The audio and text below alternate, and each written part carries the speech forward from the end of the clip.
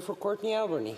Madam Speaker, this bill adds 3 members to the Historic Sites and Monuments Board from First Nations, Métis and Inuit groups. This isn't about adding red tape. Indigenous people sitting on this board is not red tape, Madam Speaker. In fact, this bill is in response to the Truth and Reconciliation Calls to Action, number 79. These aren't recommendations. These are obligations by Canada. When he refers to gatekeepers, Indigenous people, the only way I can bring that connection to gatekeepers is that they're caretakers of our lands, caretakers of the people that live on their lands, Madam Speaker. But I don't think they should be referred to as gatekeepers in this context. And Madam Speaker, I'll bring it back to the dissenting report the Conservatives put forward in the 2017 Standing Committee on Environment on heritage sites.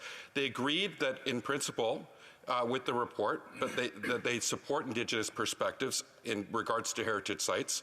However, they emphasized that this would, quote, represent additional stresses to the federal government's fiscal framework, end quote. Does my colleague acknowledge that seeking and protecting the truth requires funding and resources, or does he think it should be forgotten and support the colonizers' approach to remembering Canada's history? Thank you, Madam Speaker. There were a few respects in which, respectfully, my colleague attributed views to me, I think, either directly or indirectly, that I do not hold. I for instance, do not oppose, in fact, would support the inclusion of Indigenous representatives on the Historic Sites and Monuments Board of Canada.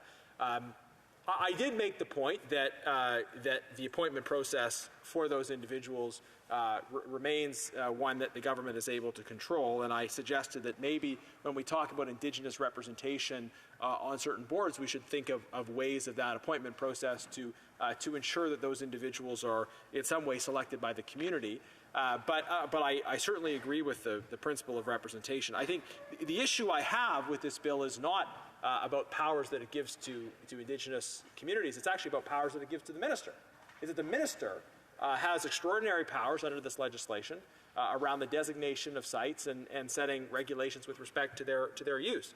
When I'm speaking about gatekeepers, I'm speaking about powers that are invested in the hands of government to arbitrarily block or control development in ways that are contrary to what may well be what local Indigenous people want as well. So I hope that clarifies that the issue is with the powers of the minister. That's the concern that we have. We're supporting the bill in principle, but these are issues we're going to raise at committee.